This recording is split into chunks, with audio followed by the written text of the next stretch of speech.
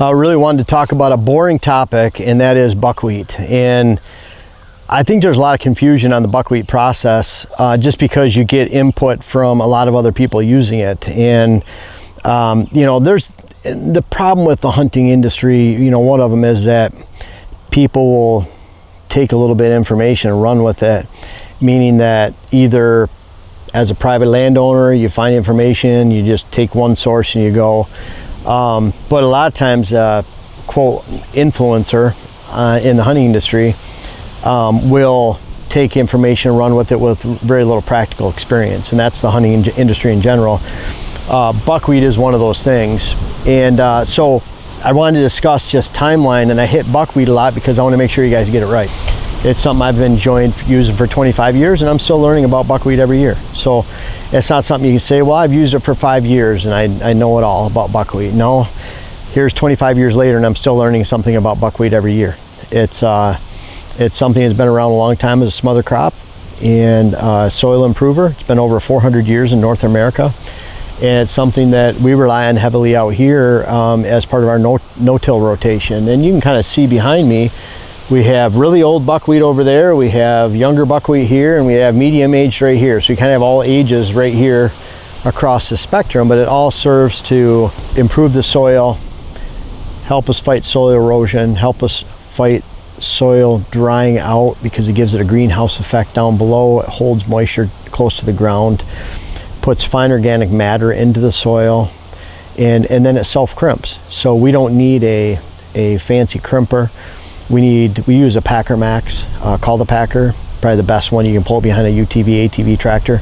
We use that. You can use lawn roller, ATV tires, tractor tires, car tires, truck tires. I've used them all over the years. And when you take buckwheat, it just completely levels it. And so when it comes to the buckwheat timing and when you're using buckwheat and when you should plant it, it's really simple. So I don't like to talk about dates other than to show you kind of an example from Tennessee or Missouri, even down to Louisiana, all the way up to the north. I'll give these dates out there, and then I think some people hear a date that applies to Tennessee and apply that to Illinois or apply it to Michigan. And that's part of the problem with the hunting industry. You don't understand the context of the discussion, and so someone will take a date and run with it. So I don't even want to talk dates. The easiest thing to do with buckwheat is you should plant buckwheat approximately 8 weeks before you plan to plant in the fall. So I'll give these dates out there. Louisiana, let's say you plan to plant brassica or your greens or some type of green blend that you wanted to rotate into that buckwheat. Let's say you wanted to plant that around Labor Day. Then you're going to back up and your buckwheat should be going in the ground around July 1st. Because you're giving yourself 2 months, all of July, all of August, and then it's going in. If you're planning to plant down in Alabama on October 1st, you back up 8 weeks, that's when your buckwheat should grow in or be planted. Because you want that size. Buckwheat grows exponentially, and you can see that older buckwheat in the wind back there behind me. It's quite a bit taller, and when it gets to that point of where this is young buckwheat, this buckwheat's been growing for about a week. It actually probably germinated about a week ago, and it's still only about 2-3 inches high. Now once this buckwheat gets into that second full week, third full week, and then fourth full week, by the end of 4 weeks it should be a foot high, but by the end of two months or 8 weeks it should be right around that 3 to 4 foot stage, depending on moisture and how well you did controlling your weeds and weed competition. And so when I see this buckwheat getting up in that 4 to 5 foot range, I know that it's really going to help my crops, and you need to look at that 8 week window. Now you can cheat a little bit on that. If you have really good soil and you've been managing your soil, like we have not ever tilled, disked, plowed any of our food plots. And so by doing that, we work on this really high quality top layer of topsoil. We're not incorporating 9 or 10 inches of garbage down below and chisel plowing, bringing that up. We're only working on that top 1 inch. We practice frequent rotations, tillage radish that goes in, breaks apart the soil, puts great nitrogen in the soil from the rotting husk, the buckwheat.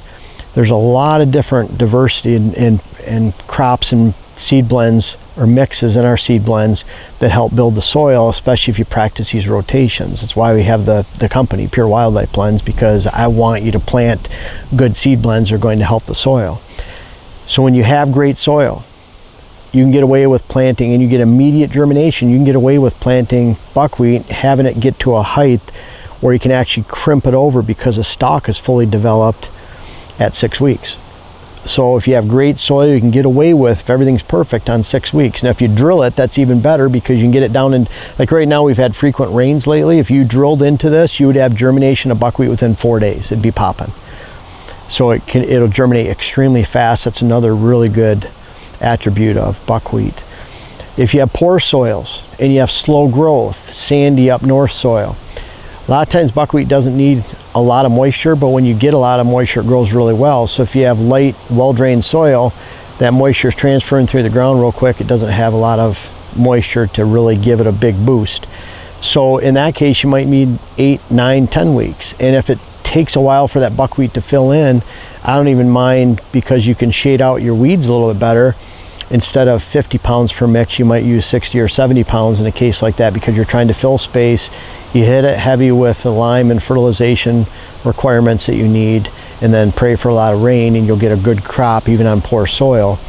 And then out here, you know, again, we can get away with 7 weeks out here, because that'll fully cover. And I want that buckwheat to be 4 feet tall. I want it to be, if I'm driving an ATV, it's over my head. And then I have so much information out there on how to take care of your buckwheat, what to do with it when it gets height. My preferred practice over the last 4 years is to roll it, smash it, spray it, and get a good broadleaf killer in there. We used to use 2,4-D, but it made us wait at least 10 days out before planting.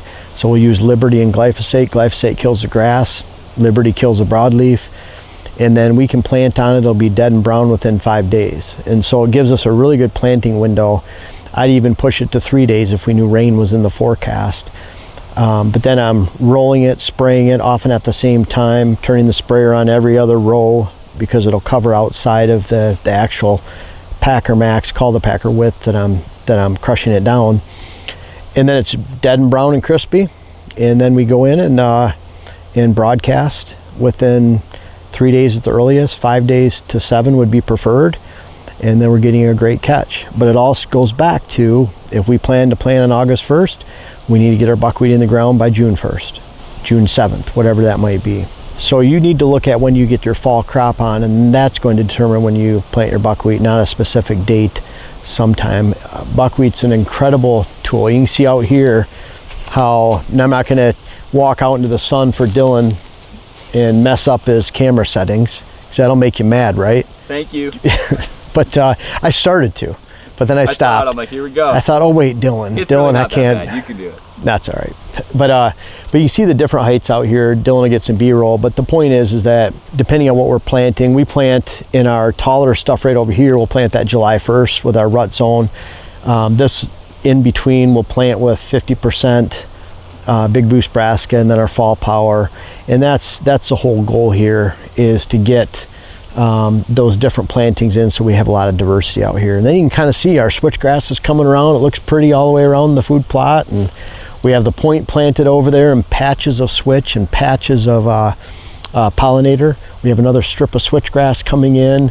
That'll turn into cover on that point. Behind Dylan, we have a small little clover plot that we'll be planting this year with our Big Boost 365. It'll be a really good blend of brassica and some high traction annuals. And then we'll have that perennial base. We'll have a stand right over there. So I love seeing this plot's been a development over, this is the 7th year planting it, which is hard to believe. But again, no tilling, no disking, no plowing. Buckwheat is a huge part of that process. It's also great for the soil. Hope you guys can take advantage of it and think of that timing. I know it's a boring topic, but at the same time, it's something that can really help you and your plots out, and you don't need any big fancy equipment to do it, and utilize it and have great food plots.